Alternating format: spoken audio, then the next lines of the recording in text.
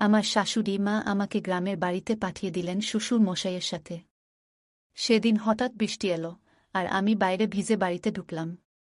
বুঝতে পারলাম শাড়িটা পুরো ভিজে গেছে, আর খোলা চুলগুলো কাঁধের ওপর নেমে পড়ছে। বৃষ্টির জল মুখ দিয়ে গড়িয়ে পড়ছিল, আর ঠান্ডা বাতাসে একটা শীতল অনুভূতি হচ্ছিল। বৃষ্টিতে ভেজার অভিজ্ঞতাটা যেন একেবারে অন্যরকম ছিল।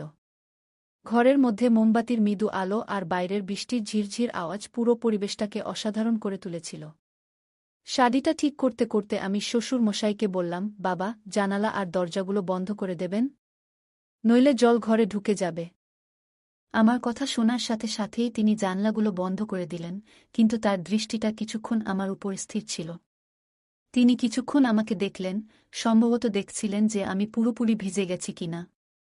আমি তার এই দেখাটা অনুভব করলাম, কিন্তু কিছু না দেখার ভান করে বললাম, বাবা, মোমবাতিটা নিয়ে ওপরের ঘরে চলুন, যেন আমি কাপড় বদলাতে পারি আর একটু আরামে বসতে পারি। শ্বশুর মশাই কিছুক্ষণ পরে তার দৃষ্টি সরিয়ে নিয়ে বললেন, ঠিক আছে বৌমা, চলো ওপরে ঘরে যাই। আমরা দুজন ওপরের ঘরে গেলাম। তারপর আমি বাথরুমে গিয়ে বাবাকে ডেকে বললাম, বাবা, এখানে এতগুলো কল কেন খোলা রাখছে? আপনি এখানে দেখুন এবং জল বন্ধ করুন। বাবুজি বাথরুমে এসে নলগুলো বন্ধ করতে লাগলেন। ঠিক তখনই আমার পা হঠাৎ ফসকে গেল, আর বাবুজি আমাকে তৎক্ষণাৎ ধরে ফেললেন। আমার মনে তখন বেশ অস্বস্তি হচ্ছিল, কিন্তু আমরা দ্রুত পরিস্থিতি সামলে নিলাম। কিন্তু শ্বশুর মশাই আমাকে বাথরুমে, বন্ধুরা, আজকের গল্পটি আরও স্পেশাল, কেউ মিস করো না। আর দয়া করে গল্পগুলো ভালো লাগলে ভিডিওটি লাইক, শেয়ার এবং চ্যানেলটি সাবস্ক্রাইব করো প্লিজ। এমন সময় আমার শাশুড়ি মার ফোন এলো। আমি আগে থেকেই বুঝতে পারছিলাম যে কিছু একটা গুরুত্বপূর্ণ কথা হবে, কারণ তিনি সাধারণত তেমন কোনো কারণ ছাড়া এত তাড়াতাড়ি আমাকে ফোন করেন না। আমি তখন অফিসে ছিলাম। আমি ফোনটা তুলে নিলাম এবং তার কণ্ঠে হালকা উত্তেজনা লক্ষ্য করলাম। তিনি সরাসরি বললেন, বৌমা, তোমাকে তোমার বাবুজির সাথে গ্রামে যেতে হবে, অনেক গুরুত্বপূর্ণ কাজ আছে। আমার শাশুড়ি মার কথা শুনে আমি একটু অবাক হয়ে গেলাম। আমার মাথায় তখনই ভাবনা এলো, কেন তিনি নিজে যাচ্ছেন না, আর কেন আমাকে যেতে হবে? আমি শান্তভাবে বললাম, শাশুড়ি মা, আপনি এবং আপনার ছেলে কি একসাথে যেতে পারতেন না? আমারও অফিসের কাজ রয়েছে। শাশুড়ি মা একটু গম্ভীর হয়ে বললেন, বৌমা, তুমি তো জানো আমি যখনই বাইরে যাই আমার শরীরটা ভালো থাকে না। আর তোমার স্বামী সবসময় নিজের কাজে ব্যস্ত থাকে বা তার বন্ধুদের সাথে মিলে মদ খেয়ে সময় কাটায়। ওকে বোঝানোর চেষ্টা করেও কোনো লাভ হয় না। তাই আমি তোমার উপরই ভরসা করি। বৌমা, তার কথায় একটা সত্যতা ছিল। আমার স্বামী সত্যিই তার বন্ধুদের সাথে সময় কাটাতে বেশি পছন্দ করত, আর বাড়ির কাজের ব্যাপারে তার কোনো আগ্রহ ছিল না। পরিস্থিতি বুঝে আমি শাশুড়ি মাকে বললাম, ঠিক আছে শাশুড়ি মা, আপনি যেমন চান। শাশুড়ি মা তখন শান্তভাবে বললেন, বৌমা, তোমাকে প্রপার্টির কাজ দেখার জন্য যেতে হবে, এটা খুবই জরুরি। আর তুমি ঠিকভাবে সামলে নিতে পারবে। বাবুজির সাথে সোমবার থেকে বুধবার পর্যন্ত সেখানে থাকলেই চলবে। বৃহস্পতিবার কাজ শেষ করে তুমি শুক্রবার বা শনিবার বাড়ি ফিরে আসতে পারবে। আমি তাকে আশ্বস্ত করে বললাম, ঠিক আছে শাশুড়ি মা, আপনি চিন্তা করবেন না। আমি বাবুজির সাথে চলে যাব। আমি দ্রুত সিদ্ধান্ত নিলাম এবং ভাবতে লাগলাম যে গ্রামের বাড়িতে যাওয়া আমার জন্য একটি নতুন অভিজ্ঞতা হতে পারে। আসলে অনেকদিন ধরেই আমি বাড়ি আর অফিসের কাজের মধ্যে আটকে ছিলাম, তাই একটা বিরতির প্রয়োজন অনুভব করছিলাম। শাশুড়ি মা ঠিকই বলেছিলেন, গ্রামের বাড়িটা বেশ বড় এবং সুন্দর ছিল। হয়তো এই পরিবর্তন আমার জন্য একটু নতুনত্ব নিয়ে আসবে। তো বন্ধুরা, এবার আমি আপনাদের আমার বাবুজির ব্যাপারে বলি, মানে আমার শ্বশুরমশাইয়ের ব্যাপারে। আমার শ্বশুরমশাইয়ের বয়স প্রায় ৬০ বছর হবে, কিন্তু এই বয়সেও তিনি বেশ শক্তসমর্থ এবং পরিশ্রমী। আমাদের ব্যবসা শুরু থেকেই ভালোই চলেছে, তাই আমাদের পরিবারে কোনো কিছুর অভাব নেই। আমাদের বাড়িতে গাড়ি, চাকরবাকর এবং বড় একটা গ্রামে বাড়ি সবই আছে। আমার একটা মেয়ে আছে, তবে সে টেস্ট টিউব পদ্ধতির মাধ্যমে জন্মেছে। হ্যাঁ, আমার মেয়ে আমার স্বামীর মাধ্যমে জন্মায়নি, কারণ আমার স্বামী সেই সক্ষমতা রাখেন না। এই সত্যটি কেবল আমি এবং আমার শ্বশুরমশাই জানে, বাড়ির অন্য কেউ, এমনকি আমার শাশুড়ি মাও এ ব্যাপারে কিছু জানেন না। যখন শাশুড়ি মা আমাকে গ্রামের বাড়িতে যেতে বলেছিলেন, আমি ভেতর থেকে একটু খুশিই হয়েছিলাম। সেদিন রাতেই আমি পরের দিন গ্রামের বাড়িতে যাওয়ার প্রস্তুতি নিতে শুরু করলাম। এরপর আমি আমার শ্বশুরমশাইয়ের ঘরে গেলাম। আমাদের বাড়িতে সবসময় একটি নিয়ম ছিল যে মহিলারা বাড়ির ভেতর মাথায় শাড়ির আঁচল রাখবে। আমাদের বাড়ির নিয়ম ছিল যে কোনো পুরুষের সামনে মাথার আঁচল ছাড়া থাকা ঠিক নয়। হ্যাঁ, আমি নিজেকে এক সংস্কারী বৌমা হিসেবে গর্ব করি। আমি তখন আমার শ্বশুরমশাইয়ের ঘরে প্রবেশ করলাম। কিন্তু দেখলাম তিনি তখন বই পড়ছেন। আমি বললাম, বাবুজি, বইটা বেশিক্ষণ পড়বেন না, কাল আমাদের খুব সকালে গ্রামের বাড়ি রওনা দিতে হবে। আপনি তো নিজেই আমাকে এটা বলেছিলেন। আমি শ্বশুরমশাইয়ের ব্যাগেও কিছু প্রয়োজনীয় জিনিস রেখেছিলাম, তবে তখন লক্ষ্য করলাম তার মনোযোগ অন্য কোথাও ছিল। তিনি বইয়ের দিকে না তাকিয়ে অন্যদিকে দেখছিলেন। একটা বিষয় বলা হয়নি, আমার নাম প্রিয়া। আমি একজন সাধারণ কিন্তু আত্মবিশ্বাসী নারী, যে একটি সুশীল পরিবার থেকে এসেছি। আমার বয়স ৩০ বছর, উচ্চতা ৫ ফুট ২ ইঞ্চি এবং আমি একটু স্বাস্থ্যবান। আমার গায়ের রং ফর্সা। আমি যখন শাড়ি পরি, সেটা অনেকটা মডেল বিপাশা বসুর মতো স্টাইলে পরি, আর প্রায় লোকের দৃষ্টি আমার দিকে আটকে যায়।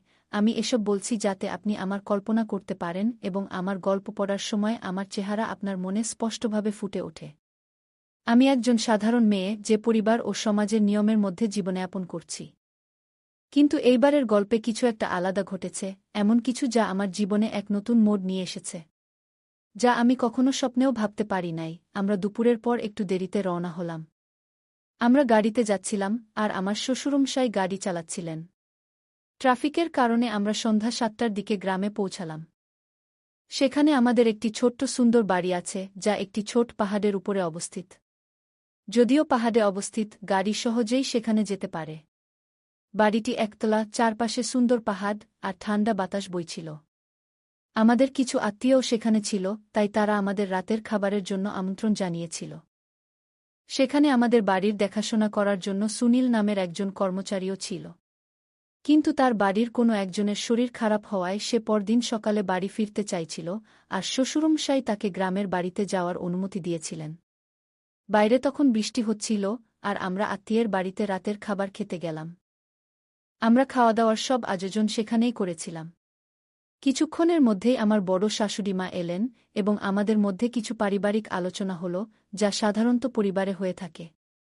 সেই রাত বড় শাশুড়ি মা আমাদের বাড়িতেই থেকেছিলেন। আমার শ্বশুরমশাই আর বড় শাশুড়ি মার স্বামী একসাথে বসে তাদের বাড়িতে মদ্যপান করছিলেন। এবং এভাবেই আমাদের রাত কেটে গেল। সোমবার এভাবেই শেষ হল। পরের দিন মঙ্গলবার, শ্বশুরমশাই তার কাজে বেরিয়ে গেলেন, আর আমি বড় শাশুড়ি মায়ের সাথে ছিলাম।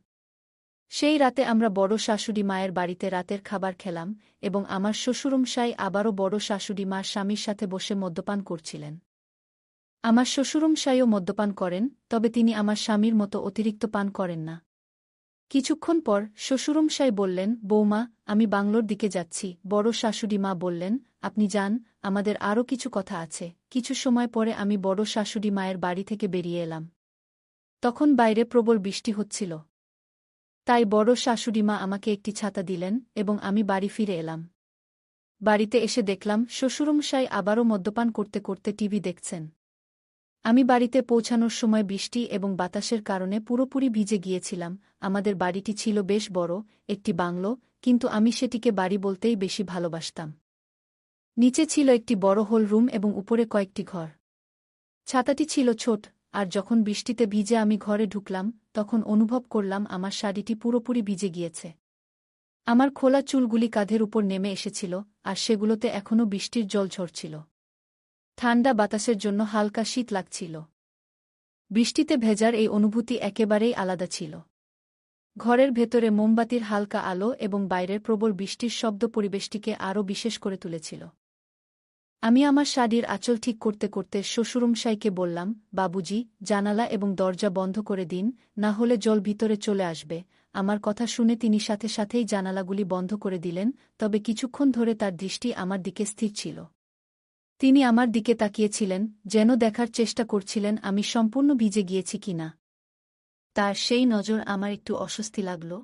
আমি সেটাকে উপেক্ষা করে বললাম, বাবুজি, মোমবাতি নিয়ে উপরের ঘরে চলুন, যাতে আমি কাপড় পরিবর্তন করে একটু বিশ্রাম নিতে পারি। কিছুক্ষণ পরে শ্বশুরমশাই তার দৃষ্টি সরিয়ে নিলেন এবং সম্মতি জানিয়ে বললেন, ঠিক আছে, বৌমা, চলো উপরে যাই। আমি এবং শ্বশুরমশাই উপরের ঘরে চলে গেলাম। এরপর আমি বাথরুমে ঢুকে বললাম, বাবুজি, এখানে এতগুলো পানির ট্যাপ কেন খোলা আছে? আপনি একটু দেখুন এবং এগুলো বন্ধ করে দিন, অযথা এইভাবে পানিগুলো অপচয় হচ্ছে। শ্বশুরমশাই বাথরুমে এলেন এবং ট্যাপগুলো বন্ধ করতে শুরু করলেন।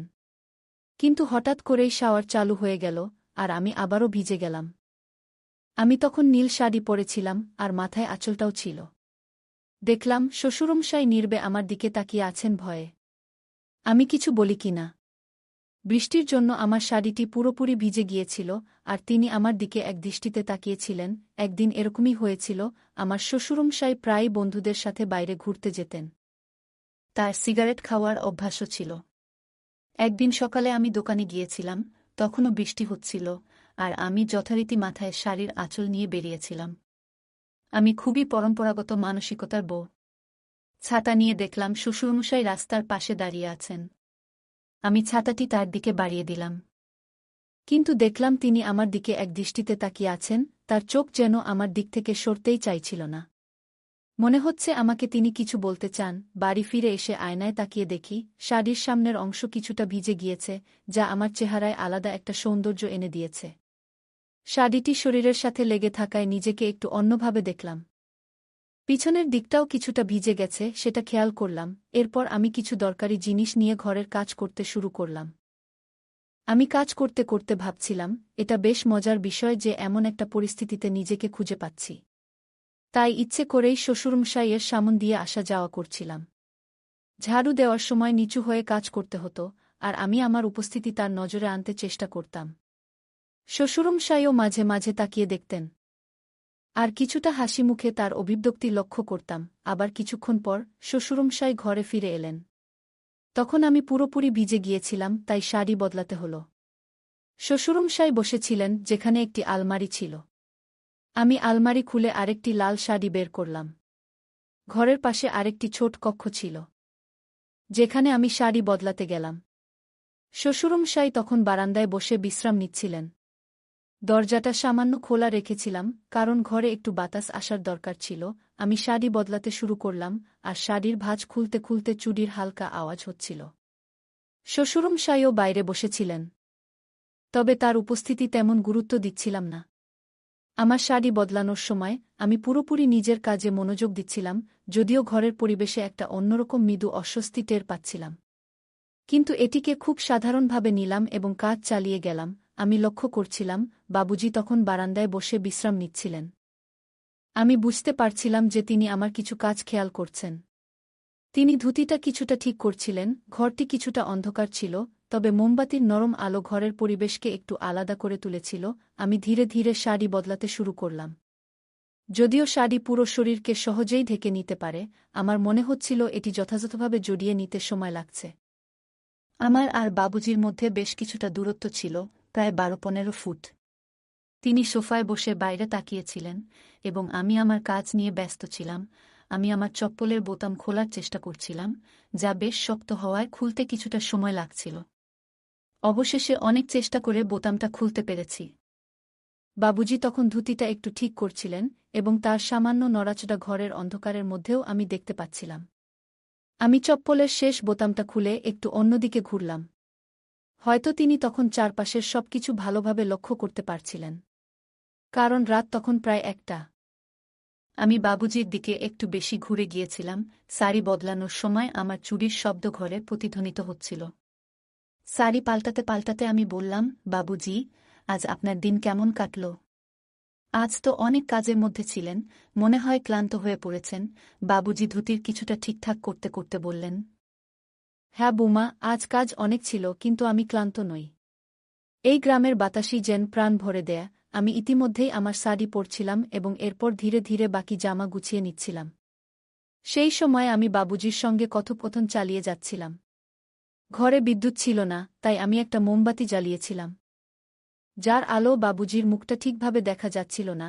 আমি বাবুজিকে বললাম, বাবুজি, মা আর কাকাকে নিয়ে খুব চিন্তায় আছি। বাবুজি বললেন, বুমা, তোমার চিন্তা করার কিছু নেই। আমি বললাম, বাবুজি, গত রাতের মতো আজও বারান্দায় শুইতে যাবেন না। বাইরে আজ অনেক বাতাস আর ঠান্ডা।